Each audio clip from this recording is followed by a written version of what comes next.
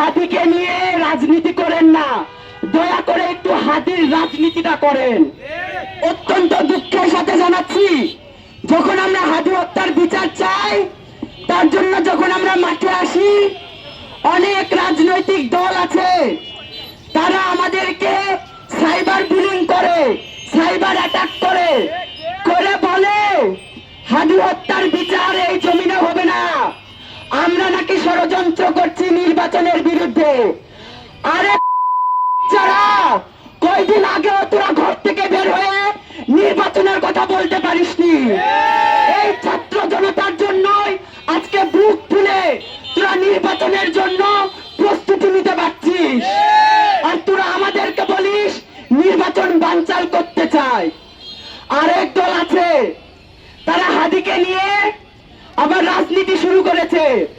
তারা বিভিন্ন জনসভায় দেখবেন বলছে গিয়ে হাদি হত্যার বিচার চাই, 30 দিনের মধ্যে যদি ক্ষমতায় যায় তাহলে হাদির বিচার নিশ্চিত করবে।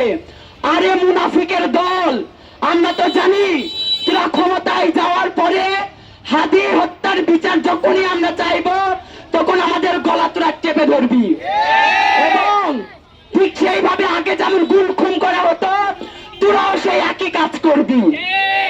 আরেকটা নব্য জালিম হয়েছে, এদেরকে মুনাফিক বলতে লজ্জা করে, যেই 24-এর কারণে আজকে তারা রাজনীতি করতে পারছে, যেই 24-এর আন্দোলন থেকে যাদের জন্ম হয়েছে শুধুমাত্র কয়েকটা আসন পাওয়ার জন্য, আজকে তারা হাদি হত্যার বিচার নিয়ে কথা বলছে না।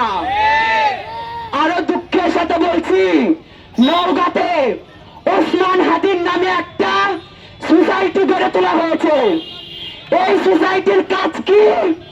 এই সোসাইটির কাজ হলো বিভিন্ন বড় বড় প্রোগ্রাম করা, অমুক এমপি পদপ্রার্থীকে নিয়ে যাওয়া, তুমুক এমপি প্রার্থীকে নিয়ে গিয়ে তাদের জন্য কৌশলে ভোট চাওয়া। হাদিকে নিয়ে রাজনীতি করেন না, দয়া করে একটু হাদির রাজনীতিটা করেন। আমরা দেখেছি